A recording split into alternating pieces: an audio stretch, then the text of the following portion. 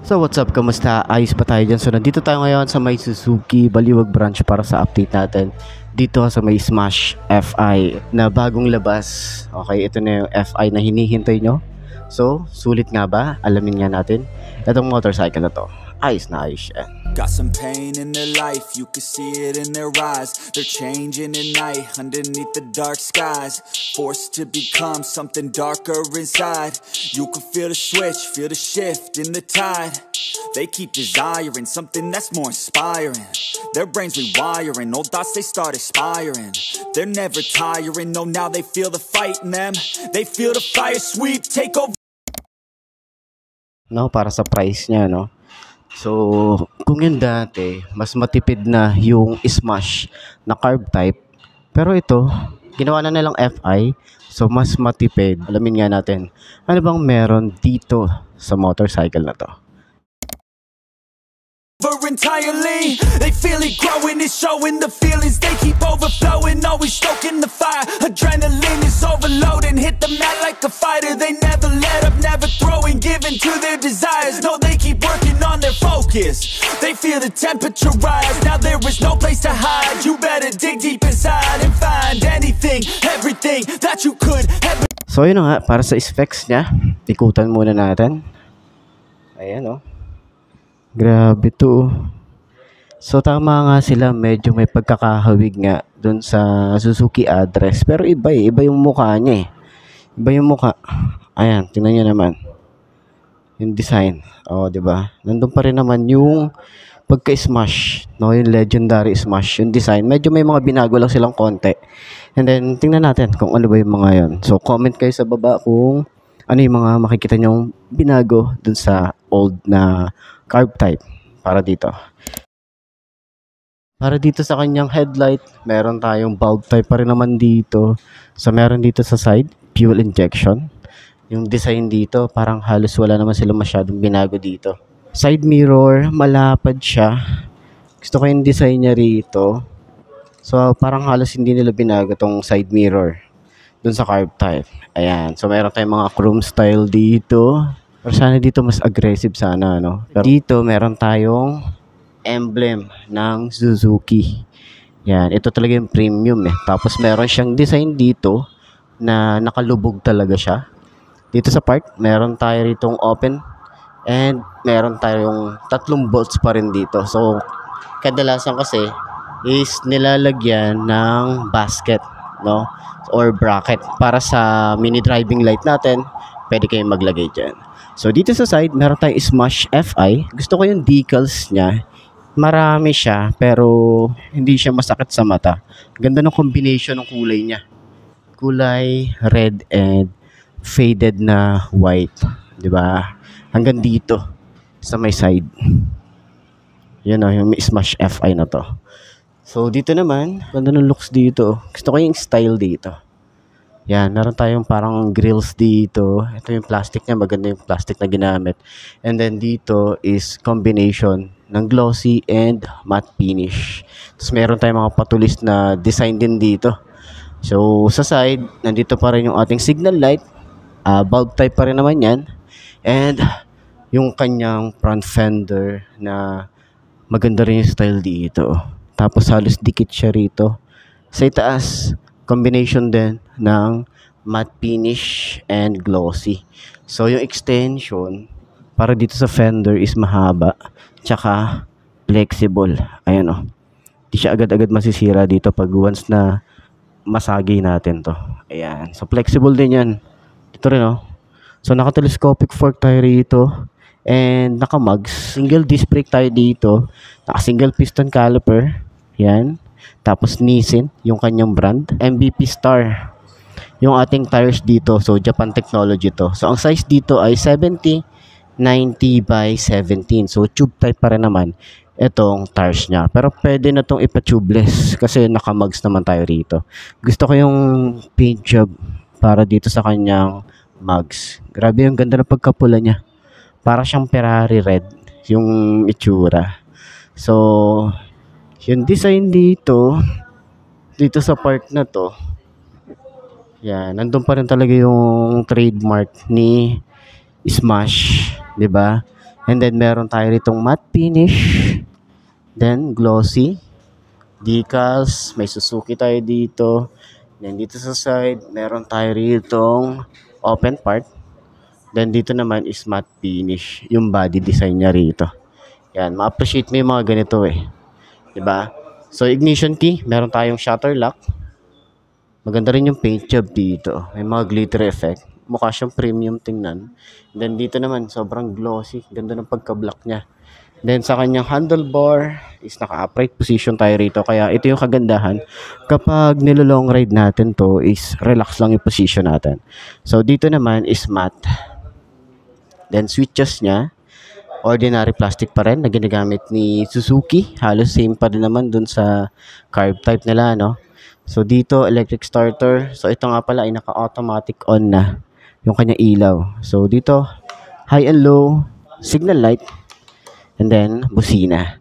Sa grip niya, maganda yung grip, makapit. Sobrang, ano niya, no? Kapit niya. Tapos, yung throttle, sobrang babaw. Levers, maganda yung levers dito. Yan, semi-automatic. Yung grip niya, same lang din dito. Then pagbaba natin, yung kanyang makina.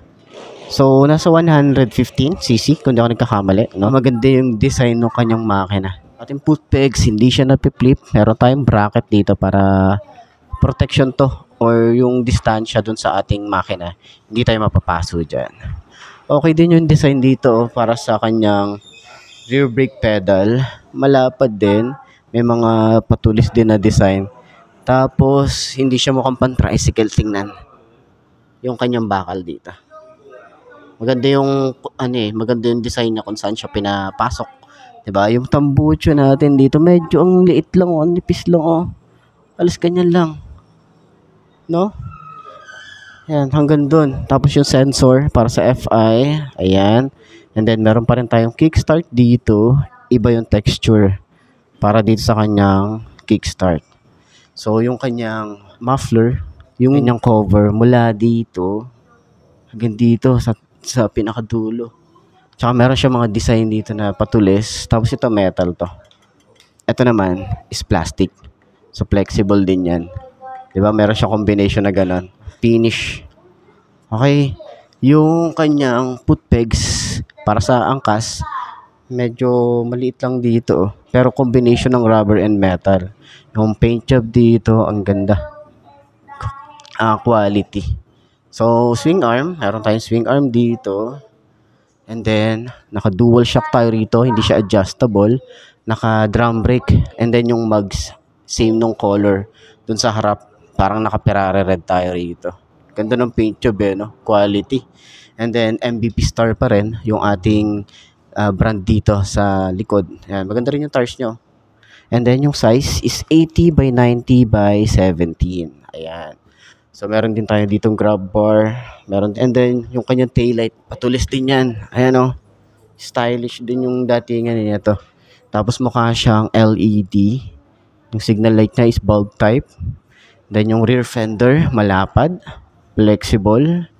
Dito sa side, yung ating susi para ma-open natin yung upuan. Yan. So, yung size para sa kanya sprocket is 37. Meron din tayo rito chain cover. Flexible din yan. And then, matte finish. Kakaiba lang din yung ating texture para dito. So, naka-dual head shifter. Ganda rin yung cover dito sa makina. Gusto ko yung design dito. Meron siya mga parang carbon fiber finish. Ayan. And then, yung kanyang foot pegs. Same lang din doon, hindi siya napiflip, no? Then, yung ating side stand. Ayan. So, sa upuan, malapad, hanggang dito sa OBR. Makapal yung foam niya, tsaka malambot yung kanyang foam. Maganda rin yung texture ng kanyang upuan. Ayan, yung leather na ginamit. Ayan. So, meron din tayo ritong helmet hook. Yung kanyang compartment. So, nandito yung ating manual. Pre-tools. Yung battery dito din. Tapos, ang linis lang nung design dito para sa tangke niya. Yan. Panel gauge. Ayan. Ito nga pala sa panel gauge nga pala niya. Makikita natin dito yung speedometer.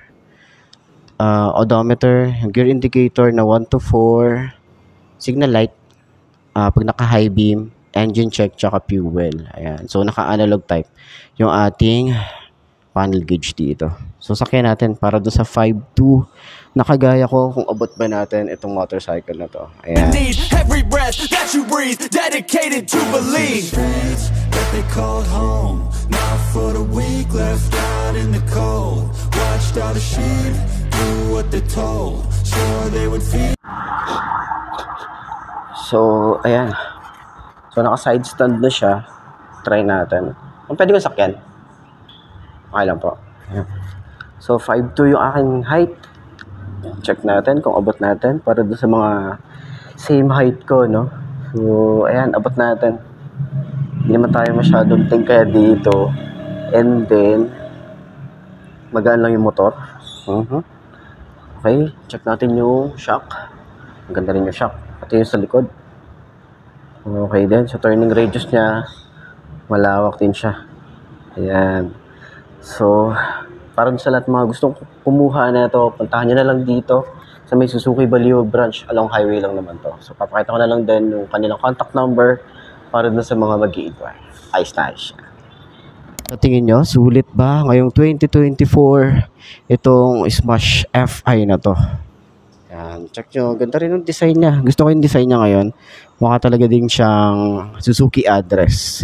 Parang pinalitan lang ng Smash FI. Pero yun na nga, puntahan nyo na lang dito sa may Suzuki Baliwag branch. Along highway lang naman to. So, lalagay ko na lang din yung contact number nila para at least makapag-inquire kayo dito sa branch na to. Ayos na ayos yan.